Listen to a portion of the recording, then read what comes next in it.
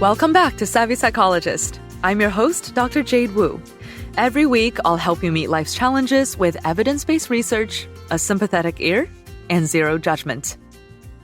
Today, we take an unflinching look at the surprising ways that racism affects Black and African American people's mental health, from changing the way that they see themselves to passing trauma down through generations. Some Savvy Psychologist listeners have rightfully wondered why a mental health podcast has been silent on racism for a while. After all, racism cuts deeply into mental health, and it's impossible to truly talk about one without the other. And in 2020 of all years, the many wounds of racism are publicly opened again and again, reminding those of us who are privileged that people who experience racism don't get to look away or forget. Racism is a topic too big and too important to cover reactively. Now, knowing that there is still much to learn, I'm here with a 3-episode series on racism and mental health. In this series, we focus specifically on the Black and African American experience. Of course, racism affects many other groups too, including non-Black groups and people of African descent around the world, not just in America. My own cultural framework of reference is informed by what's happening in the United States. And with such a complex topic, I thought it would be most productive to mostly hone in on one geographic area and on one racial group. So today, I'll be using the term Black broadly to encompass Black and African people who experience racism around the globe, and the terms Black American and African American to talk about research that specifically focuses on these groups. Let's start here with the groundwork. How does racism affect Black and African American mental health? It may seem obvious that experiencing racism would be detrimental to mental health. After all, racism is the totality of ways that society discriminates and commits violence against Black people. It withholds justice, fairness, and resources. It marginalizes and gaslights. Structural racism is the very picture of chronic trauma. But our understanding of the effects of racism goes beyond intuitive knowledge. There's actually a lot of research to support it. A 2018 briefing paper by the Synergy Collaborative Center introduced the existing research well. In brief, experiencing racism makes a person more likely to have depression, psychosis, substance misuse, and other mental health problems. Now, digging in with more detail, we find some interesting patterns. For example, in 2015, a group of British researchers pulled data from almost 300 studies into one mega study. They found that experiencing racism is associated with both poor physical and mental health. The negative effects on mental health, including depression, anxiety, and general psychological distress, was especially strong. And a particularly interesting pattern? For some health outcomes, having more education tends to protect people from racism's negative consequences. But this is not true for mental health. In other words, even highly educated Black people suffer the negative mental health effects of racism. And racism's effects on mental health start early in life. For kids and adolescents, experiencing racism comes with more depressive symptoms, lower self-esteem, and more acting out behaviors too. Even when kids don't directly experience racism, their parents' experience of discrimination makes the kids more likely to have anxiety and depression and other problems. In teens, over 100 studies have found that experiencing racism is significantly associated with poor mental health. So at this point, the question of if racism affects mental health has been clearly answered. The more interesting question is how. Scholars on this topic have discussed a number of ways that racism can affect mental health. We'll focus on 5 of those today. So first, structural racism decreases the fundamental ingredients for mental health. So first, let's define some terms. Structural racism refers to the large-scale forces that keep Black Americans from getting fair treatment and adequate resources. It affects them not only on where they live, but also in their treatment at work and at school and in the criminal justice system. It also affects how they receive healthcare. It actually touches their lives in many other ways that are crucial to well-being, but we'll focus on mental health care today. So, digging into just one example of how structural racism can affect one of the most basic ingredients for mental health, sleep. Sleep is extremely important for good mental health. Not getting enough good quality sleep is related to just about every bad mental health outcome. Black Americans have shorter sleep, less deep sleep, and worse quality sleep. Sleep researchers who specialize in these health disparities how likely different groups are to be short sleepers. That is, to regularly get less than 6 hours of sleep per night. Black Americans are 5 times as likely to be short sleepers than white Americans. Black men who have the shortest sleep get almost 1.5 fewer hours of sleep per night than white women. In part, this is because Black Americans are more likely to live in poorer neighborhoods with more noise and light. In fact, when you look at people living in similar environments, there is less of a racial difference in sleep quality. If you're trying to maintain good mental health, not getting good sleep is like not having flour when you're baking a cake. Sleep is crucial as an ingredient for mental health. So, for Black Americans, a systemic sleep disadvantage is also a systemic mental health disadvantage. Above and beyond the basic ingredients for mental health, number 2 reason for why racism affects mental health is that racism changes the way you experience success. Racism is very stressful.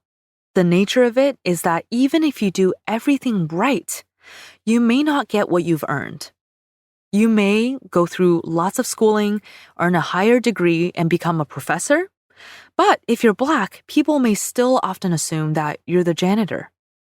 Your child may be bright, polite, and friendly, but if she's Black, her teacher may still perceive her as acting out or a slow learner because of systemic bias. You may put your empty hands up to show that you're not a threat and still be a victim of brutality. And it's not only each individual racist encounter that causes stress. These add up to be more than the sum of their parts, because when the effort-reward connection is shattered again and again, a person begins to lose their sense of control over their life and their fate. Think of it this way.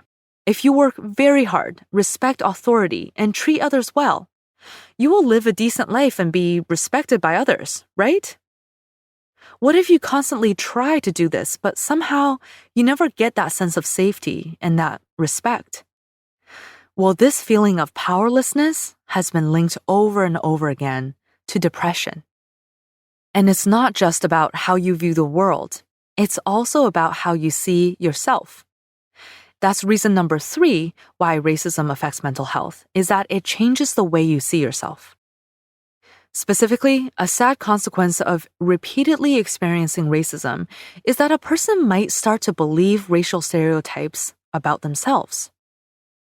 When all your life the media portrays people who look like you as, say, not intelligent, the effect is profound. When people talk to you as if you're not intelligent, or teachers seem surprised when you say something smart, and your coworkers dismiss your ideas, it's really easy for this notion that you're not smart to stick.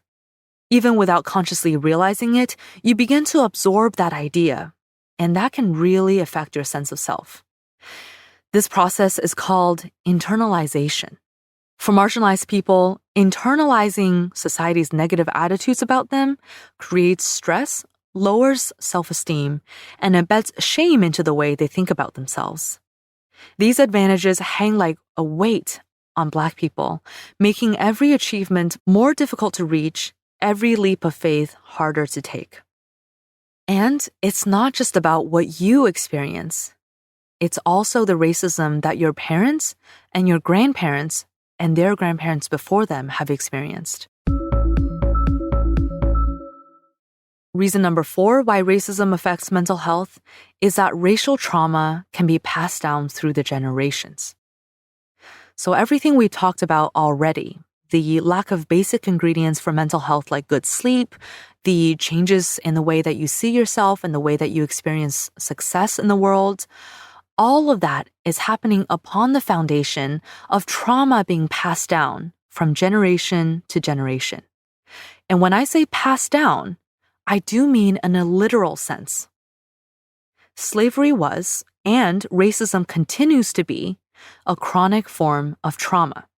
And trauma can be biologically transmitted across generations through a process scientists call epigenetics. Epigenetics boils down to environments and experiences getting under the skin by changing the way that our genes are expressed and passed on to future offspring. So, for example, research has shown that trauma survivors' children have altered fight or flight systems in their brains, similar to people who themselves have PTSD. This makes these children more vulnerable to developing anxiety or trauma-related disorders themselves, even if they haven't directly experienced trauma. And if they do experience trauma, they're much more likely to actually develop PTSD. And this is part of why Black veterans are more likely to have PTSD than their white peers who served in the same wars. This means that from day zero, there are more obstacles in the way of cultivating mental health for Black people. And once they're born, Black children continue to inherit racial trauma by experiencing something called vicarious racism. When they witness someone like them being victims of discrimination or violence, they feel emotional pain for what their caregivers or role models are going through. They, at too young of an age, also have to make sense of cruel injustice in the world. Plus, when their caregivers have to deal with the burden and stress of experiencing racism, there's just generally more negative emotions and more stress to go around the household, making it even easier for these kids to have depression or anxiety symptoms or low self-esteem. So we've covered so far the ways that Black Americans and Black people in general are more likely to have mental health problems in the first place. But what about their access to mental health care? What are their resources? What are their outlooks for getting the help that they need? Well, this is a biggie. And that's why reason number 5 that racism affects mental health is that racism prevents Black Americans from accessing and benefiting from mental health care. According to the American Psychiatric Association, only 1 in 3 African Americans who need mental health care receives it. Why is this so? Well, one barrier is Black Americans' understandable fear of double discrimination. There is unfortunately still much stigma surrounding mental illness. If society is already prejudiced against you for the color of your skin, how would it act towards you when you say you also have a need for mental health care? So now we're talking about the double discrimination of being Black and having mental illness. This fear of stigma and discrimination is sadly justifiable. Black Americans are more likely to be misdiagnosed with schizophrenia and other psychosis disorders than their white peers with the same symptoms, which means that they're more likely to get the wrong treatment. This is in part because most providers are not well trained in evaluating symptoms in the context of different cultural expressions, and in part because physicians tend to listen less and talk more when their patient is Black. Even after diagnosis, Black Americans are less likely than their white peers to receive evidence-based and guideline-based care. Zooming out even more to Black Americans' relationship with the overall healthcare system, it's no wonder that many mistrust that system. Even scarier than the microaggressions and the misdiagnosis is the knowledge that, historically, medical researchers have exploited Black bodies. In the Tuskegee study, for example, Black men were told that they were being treated for syphilis, but they were misled. They never got proper treatment and were even withheld from effective treatments when those became available. How can people be blamed for being suspicious of the healthcare and research authorities, especially when something as vulnerable as mental health is concerned?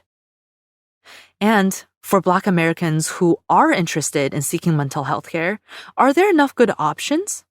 It's already overwhelming for anyone to find a therapist. But when you go down that list and you don't see any providers who look like you, it can be extra discouraging.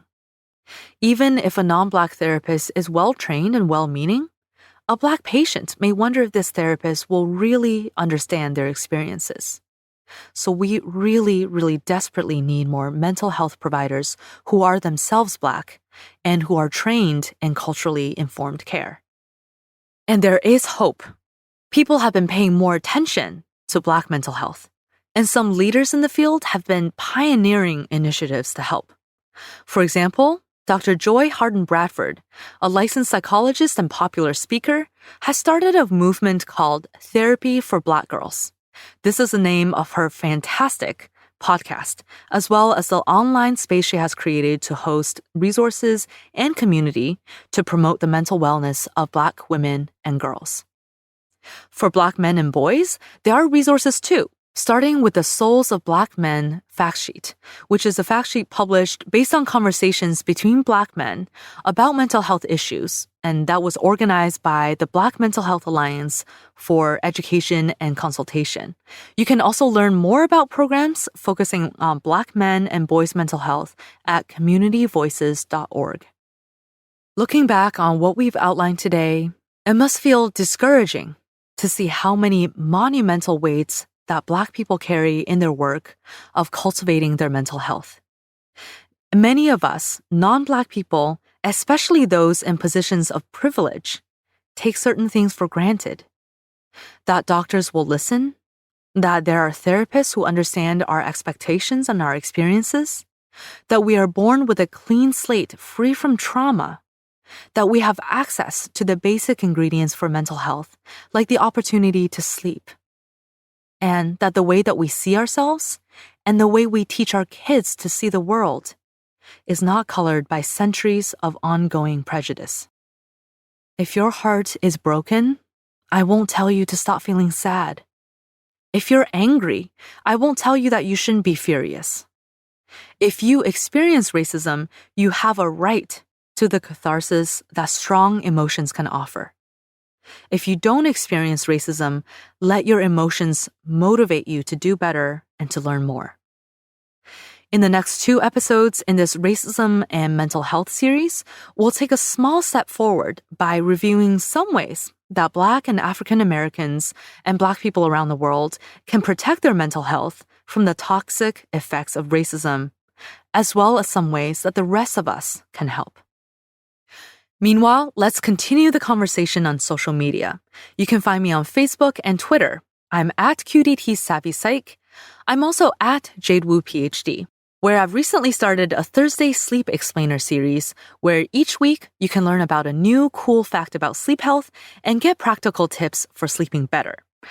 This week I post a thread about sleep health disparities. To get a whole lot more tips on all psychology tips, subscribe to the Savvy Psychologist newsletter. Savvy Psychologist is audio engineered by Steve Rickeberg and edited by Karen Hertzberg. As always, Savvy Psychologist is strictly for informational purposes and does not substitute for mental health care from a licensed professional. Thank you so much for joining us this week. I'll see you next week, again for a happier and healthier mind.